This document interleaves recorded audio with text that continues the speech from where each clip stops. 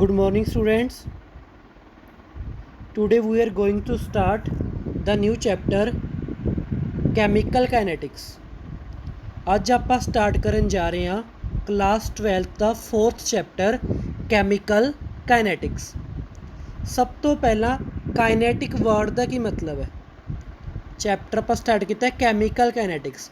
ਤੁਹਾਨੂੰ chemical word ਦਾ ਮਤਲਬ ਹੈ, ਤੁਹਾਨੂੰ ਪਤਾ ਹੈ ਕੈਮੀਕਲ ਮੀਨਸ ਇਹੋ ਜਿਹਾ ਵਰਡ ਜੋ ਰਿਲੇਟਡ ਹੈ ਕੈਮੀਕਲ ਰਿਐਕਸ਼ਨ ਦੇ ਨਾਲ। ਕਾਈਨੈਟਿਕ ਇੱਕ ਗ੍ਰੀਕ ਵਰਡ ਤੋਂ ਬਣਿਆ ਹੈ। ਜੋ ਕਾਈਨੈਟਿਕ ਵਰਡ ਹੈ ਇੱਕ ਗ੍ਰੀਕ ਵਰਡ ਤੋਂ ਬਣਿਆ ਹੈ, ਡੈਟ ਇਜ਼ ਕਾਈਨੇਸਿਸ। ਕਾਈਨੈਟਿਕ ਇੱਕ ਗ੍ਰੀਕ ਵਰਡ ਤੋਂ ਬਣਿਆ ਹੈ ਕਾਈਨੇਸਿਸ, ਜਿਸ ਦਾ ਮਤਲਬ ਹੁੰਦਾ ਫਾਸਟ। ਬੇਸਿਕਲੀ ਕੈਮੀਕਲ ਕਾਈਨੈਟਿਕਸ ਦੇ ਵਿੱਚ ਕੀ ਬਣਨਾ ਹੈ ਕਿ ਕੋਈ ਰਿਐਕਸ਼ਨ ਫਾਸਟ ਹੋ ਰਹੀ ਹੈ, ਸਲੋ ਹੋ ਰਹੀ ਹੈ ਜਾਂ ਮੀਡੀਅਮ ਸਪੀਡ ਦੇ ਨਾਲ ਹੋ ਰਹੀ ਹੈ। ਤਾਂ ਬੇਸਿਕਲੀ ਕੈਮੀਕਲ ਕਾਈਨੈਟਿਕਸ ਇਹੋ ਜਿਹੀ ਬ੍ਰਾਂਚ ਹੈ ਕੈਮਿਸਟਰੀ ਦੀ। Chemical kinetics is a branch of chemistry which deals with study of rate of chemical reaction। ਮਤਲਬ ਇਹੋ ਜਿਹੀ ਬ੍ਰਾਂਚ ਕੈਮਿਸਟਰੀ ਦੀ ਜੋ ਡੀਲ ਕਰਦੀ ਹੈ ਕਿਸ ਚੀਜ਼ ਦੇ ਨਾਲ ਕਿ ਕੋਈ ਰਿਐਕਸ਼ਨ ਕਿੰਨੀ ਸਪੀਡ ਦੇ ਨਾਲ ਹੋ ਰਹੀ ਹੈ, ਮਤਲਬ ਉਸ ਰਿਐਕਸ਼ਨ ਦੇ ਰੇਟ ਦੇ ਨਾਲ ਡੀਲ ਕਰਦੀ ਹੈ।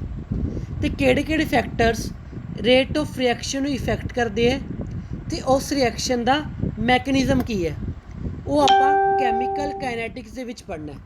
ਉਹ ਚੀਜ਼ ਆਪਾਂ ਕੈਮੀਕਲ ਕਾਈਨੈਟਿਕਸ ਦੇ ਵਿੱਚ ਪੜ੍ਹਨੀ ਹੈ। ਤਾਂ ਬੇਸਿਕਲੀ ਆਪਾਂ ਸਟਾਰਟ ਕਰਦੇ ਹਾਂ ਰੇਟ ਆਫ ਕੈਮੀਕਲ ਰਿਐਕਸ਼ਨ। ਆਪਾਂ ਨੂੰ ਪਤਾ ਹੈ ਜਿਹੜੀ ਰਿਐਕਸ਼ਨਸ ਨੇ ਉਹ ਤਿੰਨ ਤਰ੍ਹਾਂ ਦੀ ਹੁੰਦੀਆਂ। ਰਿਐਕਸ਼ਨਸ ਆਪਣੇ ਕੋਲ ਤਿੰਨ ਤਰ੍ਹਾਂ ਦੀ ਹੁੰਦੀ ਹੈ, very slow reactions, medium speed reactions, very fast reactions. Basically ਜੋ ਆਪਾਂ ਰਿਐਕਸ਼ਨਸ ਪੜ੍ਹਦੇ ਆ ਆਪਣੇ ਕੋਲ ਤਿੰਨ ਤਰੀਕੇ ਦੀ ਹੈ, ਵੈਰੀ ਫਾਸਟ, ਮੀਡੀਅਮ ਸਪੀਡ ਅਤੇ very slow reaction. Very slow reaction ਦੀ ਐਗਜ਼ਾਮਪਲ ਤੁਹਾਨੂੰ ਸਭ ਨੂੰ ਪਤਾ ਹੈ rusting of iron. Ki example ਹੈ ਇਸ ਦੀ? Rusting of iron. ਅਗਰ ਆਪਾਂ ਆਇਰਨ ਦੀ ਰਸਟਿੰਗ ਦੇਖਣੀ ਹੋਵੇ, ਅਗਰ ਤੁਹਾਨੂੰ ਮੈਂ ਇੱਕ ਆਇਰਨ ਦੀ ਰੋਡ ਦੇ ਦਾਂ, ਮੈਂ ਤੁਹਾਨੂੰ ਕਹਾਂ ਕਿ ਇਸ ਦੇ ਵਿੱਚ ਕੈਮੀਕਲ ਰਿਐਕਸ਼ਨ ਓਬਜ਼ਰਵ ਕਰੋ, ਤੁਸੀਂ 1 ਘੰਟਾ ਬੈਠੇ ਰਹੇ, 2 ਘੰਟਾ ਬੈਠੇ ਰਹੇ, 3 ਘੰਟੇ ਬੈਠੇ ਰਹੇ, 4 ਘੰਟੇ ਬੈਠੇ ਰਹੇ, ਤੁਹਾਨੂੰ ਕੁਛ ਓਬਜ਼ਰਵ ਨਹੀਂ ਹੋਣਾ। ਮੈਂ ਤੁਹਾਨੂੰ ਪੁੱਛੂੰਗਾ ਰਿਜ਼ਲਟ ਕੀ ਆਇਆ, ਤੁਸੀਂ ਕਹੋਗੇ ਨੋ ਚੇਂਜ। ਤੁਸੀਂ ਕੀ ਬੋਲੋਗੇ? No change.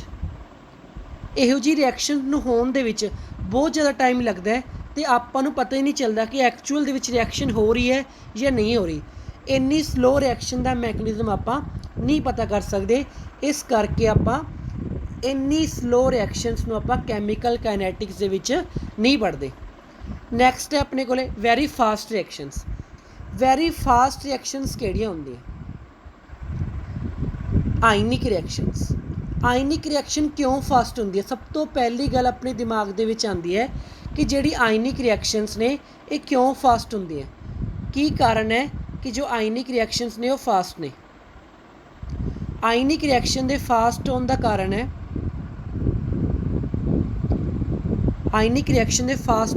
ਹੈ ਕਿ ਆਇਨਿਕ ਰਿਐਕਸ਼ਨ ਦੇ ਵਿੱਚ ਨਾ ਤਾਂ ਕੋਈ ਬੌਂਡ ਬ੍ਰੇਕ ਹੁੰਦਾ ਨਾ ਹੀ ਕੋਈ ਬੌਂਡ ਫੋਮ ਹੁੰਦਾ। ਆਇਨਿਕ ਰਿਐਕਸ਼ਨ ਦੇ ਵਿੱਚ ਨਾ ਤਾਂ ਕੋਈ ਬੌਂਡ ਬ੍ਰੇਕ ਹੋਊਗਾ, ਨਾ ਹੀ ਕੋਈ ਬੌਂਡ ਕੀ ਹੋਊਗਾ, ਫੋਮ ਹੋਊਗਾ। ਕਿਉਂ? ਇੱਦਾਂ ਕਿਉਂ ਹੈ ਕਿ ਆਇਨਿਕ ਰਿਐਕਸ਼ਨ ਦੇ ਵਿੱਚ ਨਾ ਤਾਂ ਕੋਈ ਬੌਂਡ ਬ੍ਰੇਕ ਹੋ ਰਿਹਾ, ਨਾ ਹੀ ਕੋਈ ਬੌਂਡ ਕੀ ਹੋ ਰਿਹਾ, ਫੋਮ ਹੋ ਰਿਹਾ। ਜਿਵੇਂ ਆਪਾਂ NaCl ਦੇ ਵਿੱਚ ਸਿਲਵਰ ਨਾਈਟ੍ਰੇਟ ਐਡ ਕਰਤਾ, ਸੋਡੀਅਮ ਕਲੋਰਾਈਡ ਦੇ ਵਿੱਚ ਕੀ ਐਡ ਕਰਤਾ ਆਪਾਂ? ਸਿਲਵਰ ਨਾਈਟ੍ਰੇਟ ਐਡ ਕੀਤਾ, ਤਾਂ ਆਪਣੇ ਕੋਲ ਪ੍ਰੋਡਕਟ ਕੀ ਬਣੀ? ਸਿਲਵਰ ਕਲੋਰਾਈਡ ਅਤੇ ਸੋਡੀਅਮ ਨਾਈਟ੍ਰਾਈਟ। ਆਪਣੇ ਕੋਲ ਪ੍ਰੋਡਕਟ ਕੀ ਬਣੀ? Silver chloride and sodium nitrate.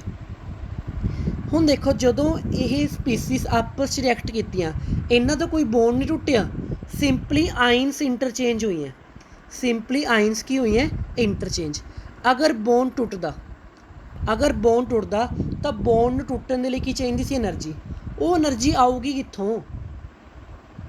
ਅਗਰ ਉਹ ਐਨਰਜੀ ਆਪਾਂ ਨੂੰ ਦੇਣੀ ਪਊਗੀ ਤਾਂ ਰਿਐਕਸ਼ਨ ਨੂੰ ਹੋਣ ਦੇ ਵਿੱਚ ਟਾਈਮ ਲੱਗੂਗਾ। ਬਟ ਉਰੇ ਕੋਈ ਬੌਂਡ ਨਹੀਂ ਟੁੱਟਿਆ, ਨਾ ਹੀ ਕੋਈ ਬੌਂਡ ਬਣਿਆ, ਸਿੰਪਲੀ ਆਇਨਸ ਇੰਟਰਚੇਂਜ ਹੋਈਆਂ। ਇਹ ਰਿਐਕਸ਼ਨਸ ਅਪਰੋਕਸੀਮੇਟਲੀ 10⁻12 ਟੂ 10⁻15 ਸੈਕਿੰਡ ਦੇ ਵਿੱਚ ਹੋ ਜਾਂਦੀ ਹੈ। ਮਤਲਬ ਇਹ ਰਿਐਕਸ਼ਨਸ ਜਦੋਂ ਆਪਾਂ ਕਿਸੇ ਦੋ ਸੋਲਵੈਂਟ ਨੂੰ ਮਿਕਸ ਕਰੀਏ ਇੱਕਦਮ ਹੀ ਹੋ ਜਾਣਗੀਆਂ, ਆਪਾਂ ਨੂੰ ਰਿਐਕਸ਼ਨ ਦੇ ਵਿੱਚ ਪਤਾ ਹੀ ਨਹੀਂ ਲੱਗਣਾ ਕਿ ਕਿਹੜਾ ਬੌਂਡ ਟੁੱਟਿਆ ਹੈ, ਕਿਹੜਾ ਬੌਂਡ ਜੁੜਿਆ ਹੈ, ਕਿ ਰਿਐਕਸ਼ਨ ਦੇ ਵਿੱਚ ਬੇਸਿਕਲੀ ਹੋਇਆ ਕੀ ਹੈ। ਆਪਾਂ ਨੂੰ ਪਤਾ ਹੀ ਨਹੀਂ ਲੱਗਣਾ ਕਿ ਰਿਐਕਸ਼ਨ ਦਾ ਮੈਕੈਨਿਜ਼ਮ ਕੀ ਹੈ। ਇਸ ਕਰਕੇ ਜੋ ਆਇਨਿਕ ਰਿਐਕਸ਼ਨਸ ਹੁੰਦੀ ਹੈ ਇਹਨਾਂ ਦਾ ਮੈਕੈਨਿਜ਼ਮ ਵੀ ਆਪਾਂ ਨਹੀਂ ਪਤਾ ਕਰ ਸਕਦੇ ਕਿ ਐਕਚੁਅਲ ਦੇ ਵਿੱਚ ਰਿਐਕਸ਼ਨਸ ਕਿਵੇਂ ਹੁੰਦੀ ਹੈ। ਨੈਕਸਟ ਰਿਐਕਸ਼ਨ ਹੈ medium speed reactions. Medium speed reaction ਕੁਛ ਟਾਈਮ ਦੇ ਵਿੱਚ ਹੁੰਦੀ ਹੈ, ਕੁਛ ਮਿੰਟਸ ਦੇ ਵਿੱਚ ਹੁੰਦੀ ਹੈ ਜਾਂ ਕੁਛ ਆਵਰਸ ਦੇ ਵਿੱਚ ਹੁੰਦੀ ਹੈ। ਇਹੋ ਜਿਹੀ ਰਿਐਕਸ਼ਨ ਦੇ ਵਿੱਚ ਆਪਾਂ ਨੂੰ ਪਤਾ ਚੱਲ ਜਾਂਦਾ ਹੈ ਕਿ ਕਿੱਥੇ ਕੋਈ ਚੇਂਜ ਆ ਰਿਹਾ ਹੈ, ਕਿੱਥੇ ਕਲਰ ਚੇਂਜ ਹੋ ਰਿਹਾ ਹੈ, ਕਿੱਥੇ ਪ੍ਰੈਸੀਪਿਟੇਟਸ ਬਣ ਰਹੇ ਹੈ, ਕਿੰਨਾ ਟੈਂਪਰੇਚਰ ਦੇਣ 'ਤੇ ਕੀ ਓਬਜ਼ਰਵ ਕਰ ਰਹੇ ਹਾਂ। ਇਸ ਰਿਐਕਸ਼ਨ ਦੇ ਵਿੱਚ ਆਪਾਂ ਨੂੰ ਬੌਂਡ ਬ੍ਰੇਕਿੰਗ ਦਾ ਅਤੇ ਬੌਂਡ ਫੋਰਮੇਸ਼ਨ ਦਾ ਪਤਾ ਲੱਗਦਾ ਹੈ। ਤਾਂ ਮੀਡੀਅਮ ਸਪੀਡ ਦੀ ਰਿਐਕਸ਼ਨ ਨੂੰ ਆਪਾਂ ਕੈਮੀਕਲ ਕਾਈਨੈਟਿਕਸ ਦੇ ਵਿੱਚ ਪੜ੍ਹਦੇ ਹਾਂ। ਇਹੋ ਜਿਹੀ ਰਿਐਕਸ਼ਨਸ ਨੂੰ ਆਪਾਂ ਈਜ਼ੀਲੀ ਮੈਜ਼ਰ ਕਰ ਸਕਦੇ ਹਾਂ ਇਨ ਦਾ ਲੈਬੋਰੇਟਰੀ। ਇਹੋ ਜਿਹੀ ਰਿਐਕਸ਼ਨਸ ਨੂੰ ਆਪਾਂ ਈਜ਼ੀਲੀ ਮੈਜ਼ਰ ਕਰ ਸਕਦੇ ਹਾਂ in the laboratory. But very slow reactions ਨੂੰ ਆਪਾਂ ਮੈਜ਼ਰ ਨਹੀਂ ਕਰ ਸਕਦੇ। ਜਿਹੜੀ ਰਿਐਕਸ਼ਨ ਬਹੁਤ ਤੇਜ਼ ਸਪੀਡ ਨਾਲ ਹੋਣਗੀਆਂ ਉਹਨਾਂ ਨੂੰ ਵੀ ਮੈਜ਼ਰ ਨਹੀਂ ਕਰ ਸਕਦੇ। ਆਪਾਂ ਮੈਜ਼ਰ ਕਿਹੜੀ ਰਿਐਕਸ਼ਨ ਕਰ ਸਕਦੇ ਹਾਂ, that is medium speed reaction. ਹੁਣ ਆਪਾਂ ਨੂੰ ਕੈਮੀਕਲ ਰਿਐਕਸ਼ਨ ਦਾ ਪਤਾ ਲੱਗ ਗਿਆ ਕਿ 3 ਤਰੀਕੇ ਦੀ ਹੁੰਦੀ ਹੈ। ਹੁਣ ਬੇਸਿਕਲੀ ਰੇਟ ਵਰਡ ਦਾ ਕੀ ਮਤਲਬ ਹੈ, ਆਪਾਂ ਲਿਖਿਆ ਰੇਟ ਆਫ ਕੈਮੀਕਲ ਰਿਐਕਸ਼ਨ। ਸਭ ਤੋਂ ਪਹਿਲਾਂ ਰੇਟ ਦਾ ਕੀ ਮਤਲਬ ਹੈ, ਰੇਟ ਦਾ ਮਤਲਬ ਹੁੰਦਾ ਹੈ ਚੇਂਜ ਇਨ ਐਨੀ ਕੁਆਂਟਿਟੀ। ਦੁਨੀਆ ਦੇ ਵਿੱਚ ਕੋਈ ਵੀ ਚੀਜ਼ ਜੋ ਚੇਂਜ ਹੋ ਰਹੀ ਹੈ, change in any quantity with respect to time, with respect to time. Suppose ਕਰੋ ਤੁਸੀਂ ਪਹਿਲਾਂ ਘਰ ਸੀ, ਠੀਕ ਹੈ, ਸਪੋਜ਼ ਕਰ ਲਓ ਕਿ ਤੁਸੀਂ ਘਰ ਬੈਠੇ ਸੀ, ਘਰ ਤੋਂ ਤੁਸੀਂ ਸਕੂਲ ਵੱਲ ਚੱਲ ਪਏ, ਤੁਸੀਂ ਪਹੁੰਚ ਗਏ ਸਕੂਲ, ਠੀਕ ਹੈ। ਘਰ ਤੋਂ ਤੁਸੀਂ ਸਕੂਲ ਵੱਲ ਆ ਰਹੇ ਸੀ ਤਾਂ ਕੀ ਚੇਂਜ ਹੋ ਰਿਹਾ ਸੀਗਾ, ਡਿਸਟੈਂਸ। ਡਿਸਟੈਂਸ ਕੀ ਹੋ ਰਿਹਾ ਸੀਗਾ, ਚੇਂਜ ਹੋ ਰਿਹਾ ਸੀ। ਜਿਵੇਂ ਜਿਵੇਂ ਘਰ ਤੋਂ ਸਕੂਲ ਦੇ ਨਜ਼ਦੀਕ ਆ ਰਹੇ ਹੋ ਉਵੇਂ ਉਵੇਂ ਡਿਸਟੈਂਸ ਘਟਦਾ ਜਾ ਰਿਹਾ ਸੀਗਾ। ਤਾਂ ਕੋਈ ਵੀ ਚੀਜ਼ ਜੋ ਦੁਨੀਆ ਦੇ ਵਿੱਚ ਚੇਂਜ ਹੋ ਰਹੀ ਹੈ ਉਸ ਨੂੰ ਆਪਾਂ ਕੀ ਬੋਲਦੇ ਹਾਂ, ਰੇਟ। ਰੇਟ ਚੇਂਜ ਕੀ ਹੋਊਗਾ, change in any quantity with respect to time. ਜਦੋਂ ਆਪਾਂ ਘਰ ਤੋਂ ਸਕੂਲ ਵੱਲ ਆ ਰਹੇ ਸੀ ਤਾਂ ਚੇਂਜ ਕੀ ਹੋ ਰਿਹਾ ਸੀ, distance with respect to time. ਕੀ ਚੇਂਜ ਹੋ ਰਿਹਾ ਸੀਗਾ, ਡਿਸਟੈਂਸ ਚੇਂਜ ਹੋ ਰਿਹਾ ਸੀ ਵਿਦ ਰਿਸਪੈਕਟ ਟੂ ਟਾਈਮ। ਉਸ ਚੀਜ਼ ਨੂੰ ਆਪਾਂ ਕੀ ਬੋਲਦੇ ਹਾਂ, ਰੇਟ ਬੋਲਦੇ ਹਾਂ। ਬਟ ਆਪਾਂ ਪੜ੍ਹਨੀ ਕੀ ਹੈ, ਆਪਾਂ ਕੈਮੀਕਲ ਰਿਐਕਸ਼ਨਸ ਪੜ੍ਹਨੀ ਆ, ਆਪਾਂ ਉਰੇ ਫਿਜ਼ਿਕਸ ਨਹੀਂ ਪੜ੍ਹਨੀ। ਆਪਾਂ ਕੀ ਪੜ੍ਹਨੀ ਆ ਉਰੇ, ਕੈਮੀਕਲ ਰਿਐਕਸ਼ਨਸ। ਕੈਮੀਕਲ ਰਿਐਕਸ਼ਨ ਦੇ ਵਿੱਚ ਆਪਾਂ ਰੇਟ ਕਿਸ ਨੂੰ ਬੋਲਦੇ ਹਾਂ, ਕੈਮੀਕਲ ਰਿਐਕਸ਼ਨਸ ਦੇ ਅੰਦਰ ਆਪਾਂ ਰੇਟ ਕਿਸ ਨੂੰ ਬੋਲਦੇ ਹਾਂ, ਠੀਕ ਹੈ। ਕੈਮੀਕਲ ਰਿਐਕਸ਼ਨ ਦੇ ਵਿੱਚ ਕਿਹੜੀ ਚੀਜ਼ ਚੇਂਜ ਹੁੰਦੀ ਹੈ, ਕੈਮੀਕਲ ਰਿਐਕਸ਼ਨ ਦੇ ਵਿੱਚ ਜੋ ਚੇਂਜਿੰਗ ਕੁਆਂਟਿਟੀ ਹੈ, ਕੈਮੀਕਲ ਰਿਐਕਸ਼ਨ ਦੇ ਅੰਦਰ ਜੋ ਚੇਂਜਿੰਗ ਕੁਆਂਟਿਟੀ ਹੈ, ਆਪਣੇ ਕੋਲ ਚੇਂਜਿੰਗ ਕੁਆਂਟਿਟੀ ਕੀ ਹੈ, ਕੰਸਨਟ੍ਰੇਸ਼ਨ, ਪ੍ਰੈਸ਼ਰ। ਚੇਂਜਿੰਗ ਕੁਆਂਟਿਟੀ ਕੀ ਹੈ, ਕੰਸਨਟ੍ਰੇਸ਼ਨ, ਪ੍ਰੈਸ਼ਰ ਜਾਂ ਵੋਲੀਅਮ। ਬੇਸਿਕਲੀ ਕੈਮੀਕਲ ਕਾਈਨੈਟਿਕਸ ਦੇ ਵਿੱਚ ਕੀ ਪੜ੍ਹਾਂਗੇ ਆਪਾਂ, ਚੇਂਜ ਇਨ ਕੰਸਨਟ੍ਰੇਸ਼ਨ ਅਤੇ ਪ੍ਰੈਸ਼ਰ। 90% ਆਪਾਂ ਕੰਸਨਟ੍ਰੇਸ਼ਨ ਦੀ ਚੇਂਜ ਪੜ੍ਹਾਂਗੇ, 10% ਆਪਾਂ ਪ੍ਰੈਸ਼ਰ ਦੇ ਚੇਂਜ ਬਾਰੇ ਪੜ੍ਹਾਂਗੇ, ਠੀਕ ਹੈ। ਤਾਂ ਰੇਟ ਆਫ ਰਿਐਕਸ਼ਨ ਕੀ ਹੈ, rate of reaction is change in concentration ਔਰ pressure with respect to time, ਠੀਕ ਹੈ। ਹੁਣ ਦੇਖੋ ਜਦੋਂ ਕੋਈ ਰਿਐਕਸ਼ਨ ਸਪੋਜ਼ ਕਰੋ ਰਿਐਕਟੈਂਟ ਤੋਂ ਪ੍ਰੋਡਕਟ ਬਣ ਰਿਹਾ, ਕਿਸੇ ਰਿਐਕਸ਼ਨ ਦੇ ਵਿੱਚ ਰਿਐਕਟੈਂਟ ਤੋਂ ਕੀ ਬਣ ਰਿਹਾ, ਪ੍ਰੋਡਕਟ। ਤੁਹਾਨੂੰ ਪਤਾ ਅਗਰ ਕੁਝ ਰਿਐਕਟੈਂਟ ਤੋਂ ਪ੍ਰੋਡਕਟ ਬਣੂਗਾ, ਤੁਹਾਨੂੰ ਪਤਾ ਹੈ ਪ੍ਰੋਡਕਟ ਦੀ ਕੰਸਨਟ੍ਰੇਸ਼ਨ ਤਾਂ ਵਧੂਗੀ ਕਿਉਂਕਿ ਪ੍ਰੋਡਕਟ ਦੀ ਫੋਰਮੇਸ਼ਨ ਹੋ ਰਹੀ ਹੈ। ਰਿਐਕਟੈਂਟ ਦੀ ਕੰਸਨਟ੍ਰੇਸ਼ਨ ਹਮੇਸ਼ਾ ਕੀ ਹੋਊਗੀ, ਡਿਕਰੀਜ਼। ਕਿਉਂ ਡਿਕਰੀਜ਼ ਹੋਊਗੀ, ਕਿਉਂਕਿ ਰਿਐਕਟੈਂਟ ਤੋਂ ਹੀ ਤਾਂ ਪ੍ਰੋਡਕਟ ਬਣ ਰਿਹਾ। ਜਿੰਨਾ ਪ੍ਰੋਡਕਟ ਜ਼ਿਆਦਾ ਬਣੂਗਾ ਓਨਾ ਰਿਐਕਟੈਂਟ ਕੀ ਹੋ ਜਾਊਗਾ, ਡਿਸਅਪੀਅਰ। ਤਾਂ ਹਮੇਸ਼ਾ ਯਾਦ ਰੱਖਿਓ ਜੋ ਰਿਐਕਟੈਂਟ ਦਾ ਗ੍ਰਾਫ ਹੋਊਗਾ ਉਹ ਹਮੇਸ਼ਾ ਡਾਊਨਵਰਡਸ ਹੋਊਗਾ। ਅਗਰ ਆਪਾਂ ਗ੍ਰਾਫ ਬਣਾਈਏ ਕੰਸਨਟ੍ਰੇਸ਼ਨ ਆਫ ਰਿਐਕਟੈਂਟ ਵਰਸਿਸ ਟਾਈਮ, ਤਾਂ ਗ੍ਰਾਫ ਕਿਸ ਤਰੀਕੇ ਦਾ ਬਣੂਗਾ, ਜਿਵੇਂ ਜਿਵੇਂ ਟਾਈਮ ਵਧੂਗਾ ਉਵੇਂ ਉਵੇਂ ਰਿਐਕਟੈਂਟ ਦੀ ਕੰਸਨਟ੍ਰੇਸ਼ਨ ਕੀ ਹੋਊਗੀ, ਡਿਕਰੀਜ਼ ਹੋਊਗੀ। ਗ੍ਰਾਫ ਕਿਸੇ ਵੀ ਤਰੀਕੇ ਦਾ ਹੋ ਸਕਦਾ ਹੈ, ਗ੍ਰਾਫ ਸਟ੍ਰੇਟ ਲਾਈਨ ਵੀ ਆ ਸਕਦਾ ਹੈ, ਗ੍ਰਾਫ ਇਸ ਤਰੀਕੇ ਦਾ ਵੀ ਆ ਸਕਦਾ ਹੈ, ਠੀਕ ਹੈ। ਤਾਂ ਗ੍ਰਾਫ ਕਿਸੇ ਵੀ ਤਰੀਕੇ ਦਾ ਆ ਸਕਦਾ ਹੈ। ਬਟ ਹਮੇਸ਼ਾ ਹੋਊਗਾ ਕਿ ਇੱਕ ਚੀਜ਼ ਯਾਦ ਰੱਖਣੀ ਹੈ, ਰਿਐਕਟੈਂਟ ਦੀ ਕੰਸਨਟ੍ਰੇਸ਼ਨ ਹਮੇਸ਼ਾ ਕੀ ਹੋਊਗੀ, ਡਿਕਰੀਜ਼ ਹੋਊਗੀ ਵਿਦ ਰਿਸਪੈਕਟ ਟੂ ਟਾਈਮ, ਅਤੇ ਪ੍ਰੋਡਕਟ ਦੀ ਕੰਸਨਟ੍ਰੇਸ਼ਨ ਹਮੇਸ਼ਾ ਕੀ ਹੋਊਗੀ, ਇਨਕਰੀਜ਼ ਹੋਊਗੀ ਵਿਦ ਰਿਸਪੈਕਟ ਟੂ ਟਾਈਮ। ਆਪਾਂ ਹਮੇਸ਼ਾ ਇਹ ਗੱਲ ਯਾਦ ਰੱਖਣੀ ਹੈ, ਠੀਕ ਹੈ। ਇਸ ਚੀਜ਼ ਨੂੰ ਆਪਾਂ ਪ੍ਰੂਫ ਵੀ ਕਰ ਦਿੰਦੇ ਹਾਂ, ਇਸ ਚੀਜ਼ ਨੂੰ ਮੈਥੇਮੈਟਿਕਲੀ ਆਪਾਂ ਪ੍ਰੂਫ ਕਰ ਦਿੰਦੇ ਹਾਂ। देखो आप रिएक्शन सपोज की सी रिएक्टेंट टू प्रोडक्ट, रेट की है change in any one of the quantity, चाहे रिएक्टेंट चेंज होवे चाहे प्रोडक्ट चेंज होवे पर यूनिट टाइम दे विच। आपां सपोज किया जदों रिएक्शन स्टार्ट नहीं हुई रिएक्टेंट की कंसनट्रेशन कितनी है ए नोट है, जदों रिएक्शन नहीं स्टार्ट हुई उस टाइम ते रिएक्टेंट की कंसनट्रेशन कितनी है ए नोट। किसी टाइम टी के उपर किसी टाइम टी के उपर की होया रिएक्टेंट टुटना स्टार्ट हो गया, किसी टाइम टी के उपर रिएक्टेंट की हो गया टुटना स्टार्ट हो गया। सपोज करो रिएक्टेंट एक्स टुट गया, सपोज करो रिएक्टेंट कितना टुट गया, अगर एक्स टुटूगा तो प्रोडक्ट भी कितना बनूगा एक्स बनूगा, क्योंकि रिएक्टेंट का एक मोल मिलके एक मोल ही किसका बना लिया है प्रोडक्ट का बना रहे। हुण देखो रिएक्टेंट की कंसनट्रेशन कितनी चेंज हुई है, जो अपने को रिएक्टेंट की कंसनट्रेशन है वो कितनी चेंज हुई है, डेल्टा की रिप्रजेंट कर रहा है और डेल्टा रिप्रजेंट कर रहा है कि एवरेज चेंज कितना होया, जदों रिएक्शन कंप्लीट हुई रिएक्टेंट तो प्रोडक्ट बनया तो एवरेज चेंज अपने को कितना होया।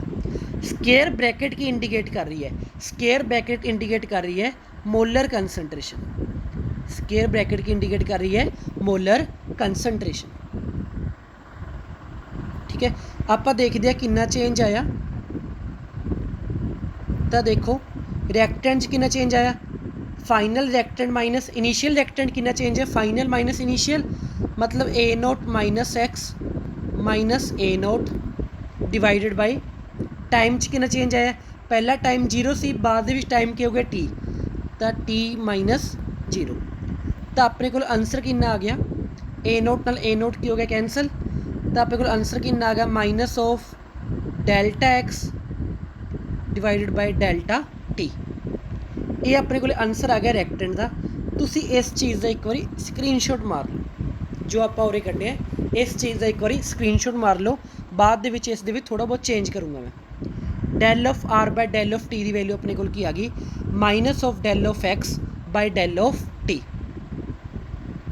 ठीक है, हुण देखो अगर आप प्रोडक्ट का चेंज देखना होया, अगर आप हुण चेंज किसका देखना है प्रोडक्ट का, तो प्रोडक्ट का चेंज कितना होगा,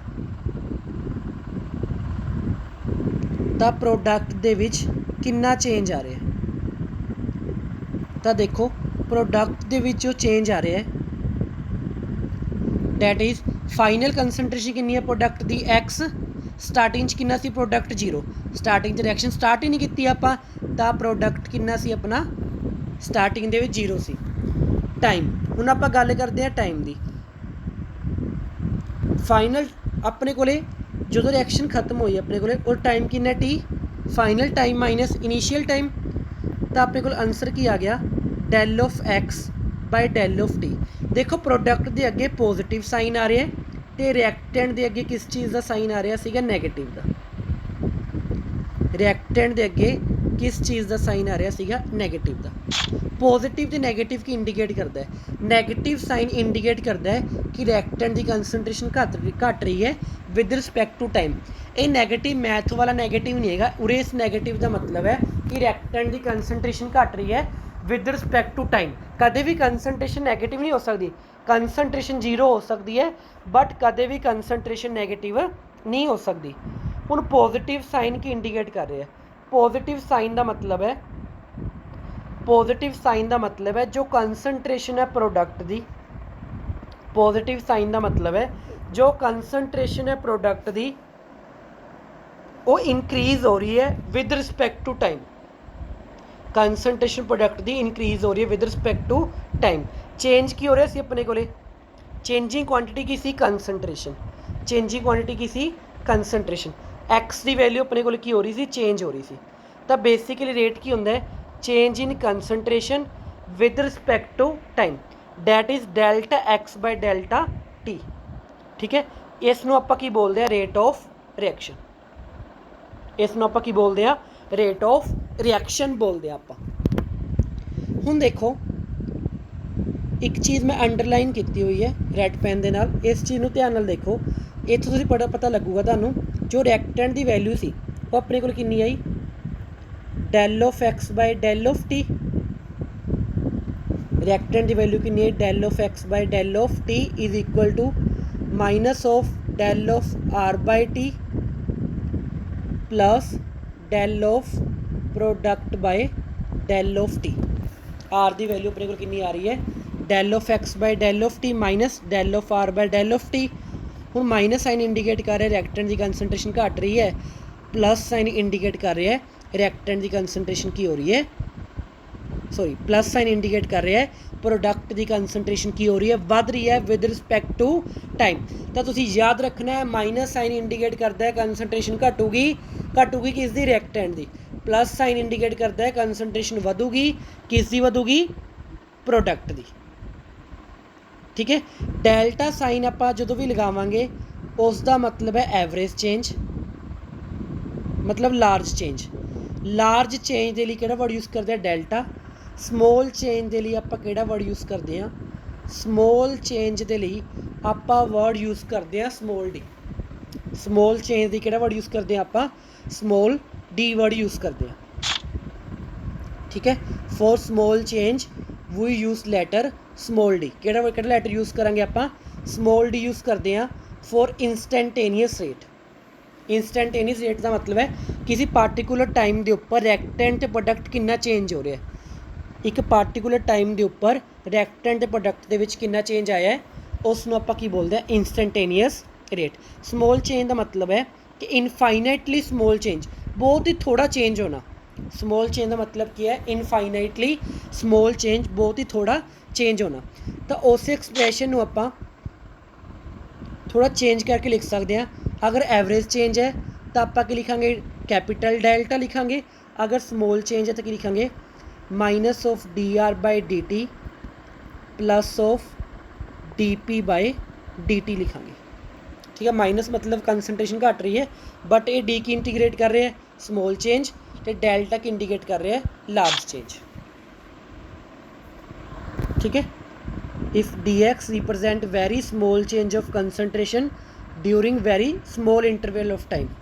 डी एक्स की रिप्रजेंट कर रहे हैं कि स्मॉल कंसनट्रेशन चेंज हुई है, डेल्टा एक्स की रिप्रजेंट कर रहा सीगा लार्ज कंसनट्रेशन के चेंज आया। डेल्टा एक्स रिप्रजेंट कर रहा सीगा कि लार्ज कंसनट्रेशन के चेंज आया, बट डी एक्स की रिप्रजेंट कर रहा है कि बहुत ही घट चेंज आया। तो रेट ऑफ रिएक्शन की होगी स्मॉल चेंज के लिए, rate of reaction small change के लिए की है d x by D t, large change के लिए की है del of x by del of t. Large change के लिए की है rate of reaction del of x by del of t. Clear? ठीक है, स्मॉल चेंज मतलब इनफाइनेटली स्मॉल टाइम, जो टाइम चेंज हो रहा है इनफाइनेटली स्मॉल है, मतलब टेंड्स टू जीरो। लिमिट की वैल्यू पुट कर दो तो डेल्टा किस चेंज हो जाऊगा स्मॉल डी के विच। हुण देखो इसनों आपां होर डिटेल दे विच समझदे हां, एग्जाम्पल दे नाल समझदे हां इसनों आपां। देखो मैं कोई एग्जाम्पल लई PCl5 तो की बन रहा है PCl3 प्लस Cl2। PCl5 तो की बन रहा है PCl3 प्लस Cl2 बन रहा है।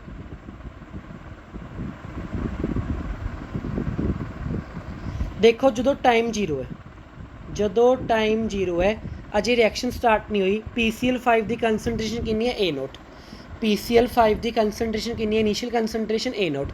जो रिएक्शन स्टार्ट हुई तो रिएक्टेंट टुटना स्टार्ट हो गया। इसका एक मोल किन्ने मोल प्रोड्यूस कर रहा है टोटल 2 मोल। अगर ये एक्स टुटूगा, अगर ये एक्स टुटूगा तो ये भी कितना बनूगा एक्स, तो ये भी कितना बनूगा एक्स, क्योंकि इसका एक मोल इसके किन्ने मोल बना रहे हैं 2। अगर एक्स टुटूगा तो ये कितना बनूगा एक्स, ये भी कितना बनूगा एक्स। हुण देखो रिएक्टेंट की कंसनट्रेशन के विच कितना चेंज आया, PCl5 की कंसनट्रेशन के विच कितना चेंज आया, तो किवें कड्डांगे final concentration minus initial, final concentration minus initial, उस तो बाद टाइम कितना चेंज होया final time minus initial time. तो देखो रिएक्टेंट के अगे हमेशा साइन की आऊगा माइनस, A0 नाल A0 की हो गया कैंसल, रिएक्टेंट के अगे हमेशा साइन की आऊगा नैगेटिव साइन आऊगा, ये याद रखियो रिएक्टेंट अगे हमेशा साइन की आऊगा नैगेटिव। तो चेंज इन कंसनट्रेशन अपने को कितनी आ गई माइनस दे विच आ गई, मतलब रिएक्टेंट की कंसनट्रेशन घट रही है। अगर यही आप प्रोडक्ट का देखिए, प्रोडक्ट दे विच कितना चेंज आया, देखो इनिशियल दे विच प्रोडक्ट कितना सी 0, फाइनल प्रोडक्ट कितना एक्स, तो एक्स माइनस 0, टाइम कितना चेंज होया T माइनस 0। ਤਾਂ ਜੇ ਪ੍ਰੋਡਕਟ ਦਾ ਆਨਸਰ ਆਪਣੇ ਕੋਲ ਕੀ ਆ ਰਿਹਾ ਪੋਜ਼ਿਟਿਵ 'ਚ ਆ ਰਿਹਾ।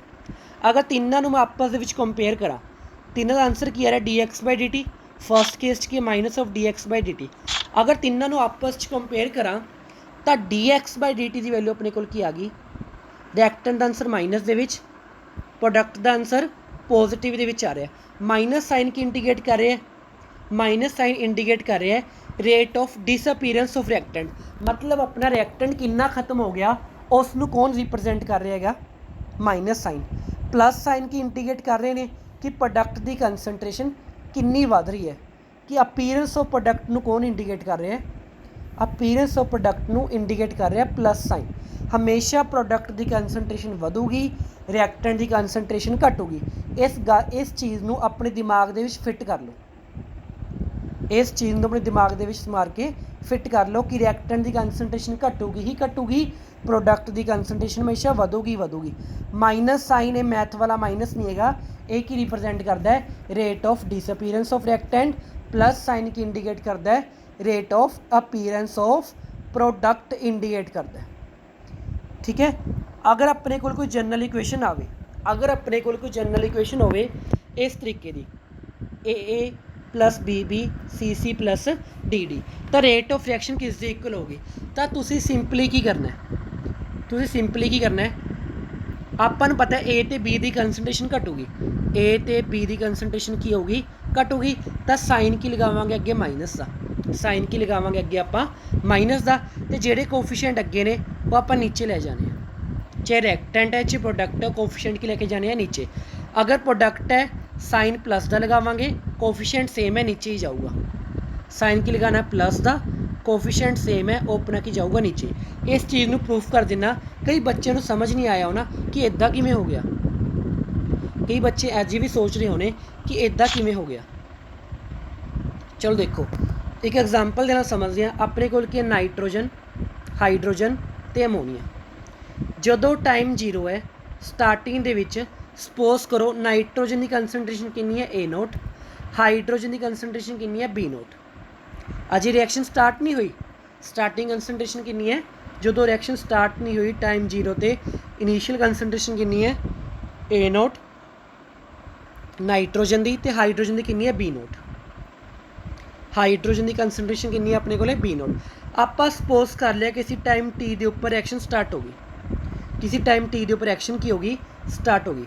ਤਾਂ ਨਾਈਟ੍ਰੋਜਨ ਕਿੰਨਾ ਟੁੱਟੂਗਾ, ਸਪੋਜ਼ ਕਰੋ X ਟੁੱਟ ਗਿਆ, ਅਤੇ B0 ਕਿੰਨਾ ਟੁੱਟੂਗਾ, ਇਸ ਦਾ 1 ਮੋਲ ਇਸ ਦੇ ਕਿੰਨੇ ਮੋਲ ਨਾਲ ਰਿਐਕਟ ਕਰ ਰਿਹਾ, 3 ਮੋਲ ਦੇ ਨਾਲ। ਅਗਰ ਇਹ X ਟੁੱਟੂਗਾ ਤਾਂ ਕਿੰਨਾ ਟੁੱਟੂਗਾ 3X, ਇਹ ਕਿੰਨਾ ਟੁੱਟੂਗਾ 3X, ਅਤੇ ਪ੍ਰੋਡਕਟ ਕਿੰਨਾ ਬਣੂਗਾ 2X, ਕਿਉਂਕਿ ਇਸ ਦਾ 1 ਮੋਲ ਅਤੇ ਇਸ ਦਾ 3 ਮੋਲ ਮਿਲ ਕੇ ਕਿੰਨੇ ਮੋਲ ਬਣਾ ਰਹੇ ਆ, 2 ਮੋਲ। ਇਹ ਕਿਸੇ ਟਾਈਮ T ਦੇ ਉੱਪਰ ਰਿਐਕਟੈਂਟ ਨਾਈਟ੍ਰੋਜਨ ਕਿੰਨਾ ਟੁੱਟਿਆ X, ਕਿਉਂਕਿ ਇਸ ਦੇ ਅੱਗੇ 1 ਮੋਲ ਸੀ। ਹਾਈਡਰੋਜਨ ਕਿੰਨਾ ਟੁੱਟਿਆ 3X, ਕਿਉਂਕਿ ਇਸ ਦੇ ਅੱਗੇ 3 ਮੋਲ ਨੇ। ਅਤੇ ਅਮੋਨੀਆ ਕਿੰਨਾ ਟੁੱਟਿਆ 2X, ਕਿਉਂਕਿ ਇਸ ਦੇ ਅੱਗੇ 2 ਮੋਲ ਨੇ। ਹੁਣ ਦੇਖੋ ਜੋ ਆਪਣੇ ਕੋਲੇ ਕੰਸਨਟ੍ਰੇਸ਼ਨ ਰਿਐਕਟੈਂਟ ਦੀ ਕਿੰਨੀ ਚੇਂਜ ਹੋਈ ਹੈ। ਅਗਰ ਮੈਂ ਦੇਖਾਂ ਨਾਈਟ੍ਰੋਜਨ ਦੀ ਕੰਸਨਟ੍ਰੇਸ਼ਨ ਕਿੰਨੀ ਚੇਂਜ ਹੋਈ ਹੈ, ਤਾਂ ਨਾਈਟ੍ਰੋਜਨ ਦੀ ਕੰਸਨਟ੍ਰੇਸ਼ਨ ਕਿਵੇਂ ਕੱਢਾਂਗੇ, final concentration minus initial ਕੰਸਨਟ੍ਰੇਸ਼ਨ। Final ਕਿੰਨੀ ਹੈ A0 minus X minus A0, ਅਤੇ ਟਾਈਮ ਕਿੰਨਾ ਚੇਂਜ ਹੋਇਆ T ਮਾਈਨਸ 0। A0 ਨਾਲ A0 ਕੀ ਹੋ ਗਿਆ ਕੈਂਸਲ, ਤਾਂ ਆਪਣਾ ਦੇਖੋ ਆਨਸਰ ਦੁਬਾਰਾ ਆ ਗਿਆ ਮਾਈਨਸ ਦੇ ਵਿੱਚ, ਆਨਸਰ ਦੁਬਾਰਾ ਆ ਗਿਆ ਮਾਈਨਸ ਦੇ ਵਿੱਚ। ਮਤਲਬ ਰਿਐਕਟੈਂਟ ਦੀ ਕੰਸਨਟ੍ਰੇਸ਼ਨ ਤਾਂ ਘਟਣੀ ਹੀ ਘਟਣੀ ਹੈ, ਰਿਐਕਟੈਂਟ ਦੀ ਕੰਸਨਟ੍ਰੇਸ਼ਨ ਹਮੇਸ਼ਾ ਘਟਣੀ ਹੀ ਘਟਣੀ ਹੈ। ਇਸਦਾ ਆਨਸਰ ਕੀ ਆ ਗਿਆ, ਮਾਈਨਸ ਦੇ ਵਿੱਚ ਆ ਗਿਆ। ਹੁਣ ਅਗਰ ਇਹ ਆਪਾਂ ਹਾਈਡਰੋਜਨ ਦਾ ਦੇਖੀਏ, ਹਾਈਡਰੋਜਨ ਦੀ ਕੰਸਨਟ੍ਰੇਸ਼ਨ ਕਿੰਨੀ ਚੇਂਜ ਹੋਈ ਹੈ, ਤਾਂ ਦੇਖੋ ਫਿਰ ਹਾਈਡਰੋਜਨ ਦੀ ਕੰਸਨਟ੍ਰੇਸ਼ਨ ਆ ਗਈ dHydrogen/dt, ਕਿੰਨੀ ਆਊਗੀ ਆਪਣੇ ਕੋਲੇ, ਫਾਈਨਲ ਕੰਸਨਟ੍ਰੇਸ਼ਨ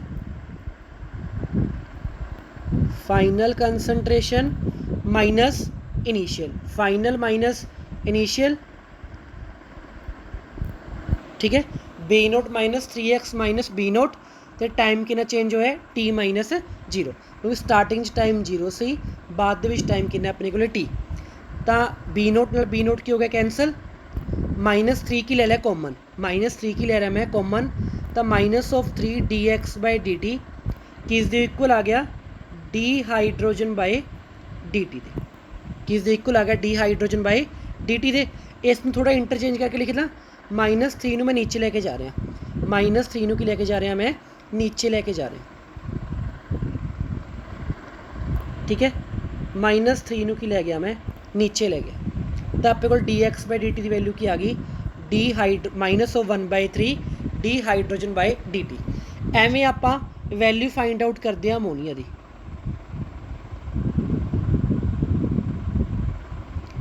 ਐਵੇਂ ਆਪਾਂ ਵੈਲਿਊ ਫਾਈਂਡ ਆਊਟ ਕਰਦੇ ਆ ਕਿਸ ਦੀ ਵੈਲਿਊ ਫਾਈਂਡ ਆਊਟ ਕਰਦੇ ਆ ਅਮੋਨੀਆ ਦੀ, ठीक है। ਹੁਣ ਦੇਖੋ ਅਮੋਨੀਆ ਦੇ ਕੇਸ 'ਚ ਕੀ ਸੀਗਾ ਸਟਾਰਟਿੰਗ 'ਚ 0 ਸੀ, ਟਾਈਮ 0 ਦੇ ਉੱਪਰ ਅਮੋਨੀਆ ਦੀ ਕੰਸਨਟ੍ਰੇਸ਼ਨ 0 ਸੀ, ਟਾਈਮ t ਦੇ ਉੱਪਰ ਅਮੋਨੀਆ ਦੀ ਕੰਸਨਟ੍ਰੇਸ਼ਨ ਕਿੰਨੀ ਸੀ ਅਮੋਨੀਆ ਦੀ ਕੰਸਨਟ੍ਰੇਸ਼ਨ ਸੀ 2x। ਕਿੰਨੀ ਕੰਸਨਟ੍ਰੇਸ਼ਨ ਸੀ 2x ਕੰਸਨਟ੍ਰੇਸ਼ਨ ਸੀ। ਤਾਂ ਦੇਖੋ ਅਮੋਨੀਆ ਦੀ ਕੰਸਨਟ੍ਰੇਸ਼ਨ ਕਿੰਨੀ ਚੇਂਜ ਹੋਈ ਹੈ, change in concentration of ammonia with respect to time, that is final concentration minus initial, final concentration minus initial concentration. तो अपने को 2 कॉमन ले ला, आंसर किया गया 2 into d x by d t is equal to d N H 3 by d t. 2 ਨੂੰ ਕੀ ਲਿਆ मैं इस साइड ਤੇ, 2 ਨੂੰ मैं दूसरी साइड ਤੇ ਲੈ गया तो आंसर ਕੀ ਆ ਗਿਆ half of d N H 3 by d t. ਹੁਣ ਦੇਖੋ ਤੁਸੀਂ ਕੀ ऑब्जर्व ਕੀਤਾ, ਤੁਸੀਂ ਇਸ ਰਿਐਕਸ਼ਨ ਵਿੱਚ ऑब्जर्व ਕੀਤਾ ਜੋ ਸਟੋਸ਼ੀਓਮੈਟ੍ਰਿਕ ਕੋਫੀਸ਼ੀਐਂਟ ਹੈ, जो अगे स्टोशियोमैट्रिक कोफिशिएंट है वो नीचे आ रहा है change in concentration of reactant दे या प्रोडक्ट दे। अगर प्रोडक्ट है तो साइन पॉजिटिव है, अगर रिएक्टेंट है साइन की है नैगेटिव है। तो अपने को आंसर की आ जाऊगा, अपने को आंसर की आ गया d x by d t is equal to minus of d nitrogen by d t is equal to minus of 1/3 d hydrogen by dt is equal to plus of half dNH3 by dt। अपने को ये अपने को की आ गया answer आ गया। Product की कंसनट्रेशन बढ़ रही है, रिएक्टेंट की कंसनट्रेशन घट रही है, ठीक है। माइनस साइन इंडिकेट करता कंसनट्रेशन घटूगी, प्लस साइन इंडिकेट करता कंसनट्रेशन ਵਧੂਗੀ। ਉੱਪਰ ਵਾਲੀ ਐਗਜ਼ਾਮਪਲ ਦੇਖੋ ਹਾਈਡਰੋਜਨ ਤੇ ਆਇਓਡਾਈਡ ਦੀ, ਹਾਈਡਰੋਜਨ ਦਾ ਅੱਗੇ ਕੋਈ ਕੋਫੀਸ਼ੀਐਂਟ ਨਹੀਂ ਹੈਗਾ ਤਾਂ ਸਿੰਪਲੀ ਸਾਈਨ ਮਾਈਨਸ ਆਊਗਾ, ਕੁਛ ਨੀਚੇ ਨਹੀਂ ਲੈ ਕੇ ਜਾਣਾ ਵੀ 1 ਨੂੰ ਅਗਰ ਨੀਚੇ ਲੈ ਕੇ ਜਾਓਗੇ ਤਾਂ ਆਨਸਰ 1 ਹੀ ਆਊਗਾ। ਹੁਣ ਪ੍ਰੋਡਕਟ ਦੇ ਅੱਗੇ ਕੀ ਹੈ 2, ਤਾਂ 2 ਨੂੰ ਸਿੰਪਲੀ ਕੀ ਲੈ ਜਾਓਗੇ ਨੀਚੇ। ਮਾਈਨਸ ਸਾਈਨ ਇੰਡੀਕੇਟ ਕਰ ਰਿਹਾ ਹੈ rate of disappearance of hydrogen, minus sign indicate ਕਰ ਰਿਹਾ rate of disappearance of iodine ਤੇ ਪਲੱਸ ਸਾਈਨ ਇੰਡੀਕੇਟ ਕਰ ਰਿਹਾ rate of appearance of hydrogen iodide. जो नैक्सट 2 ਨੂਮੈਰੀਕਲ ਦੀ ਜਗ੍ਹਾ ਛੱਡੀ ਹੋਈ ਹੈ, ਆ 2 ਨੂਮੈਰੀਕਲ ਤੁਸੀਂ ਖੁਦ ਸੋਲਵ ਕਰਨੇ ਹੈ। ਅਗਰ ਕੋਈ ਵੀ ਡਾਊਟ ਹੋਇਆ ਤਾਂ ਕੋਈ ਵੀ ਬੱਚਾ ਮੈਨੂੰ ਕਿਸੇ ਵੀ ਟਾਈਮ 'ਤੇ ਕਾਲ ਕਰਕੇ ਜਾਂ ਮੈਸੇਜ ਕਰਕੇ ਇਸ ਦਾ ਆਨਸਰ ਪੁੱਛ ਸਕਦਾ ਹੈ। ਕੱਲ੍ਹ ਆਪਾਂ ਇਹਨਾਂ ਦੇ ਰਿਲੇਟਡ ਨੂਮੈਰੀਕਲ ਸੋਲਵ ਕਰਾਂਗੇ। ਅੱਜ ਦੇ ਲੈਕਚਰ ਦੇ ਲਈ ਇੰਨਾ ਕਾਫੀ ਹੈ। ਅਗਰ ਕਿਸੇ ਨੂੰ ਕੋਈ ਦਿੱਕਤ ਹੈ ਤਾਂ ਮੈਨੂੰ ਮੈਸੇਜ ਕਰਕੇ ਮੈਨੂੰ ਦੱਸ ਦਿਓ। Thank you, have a nice day.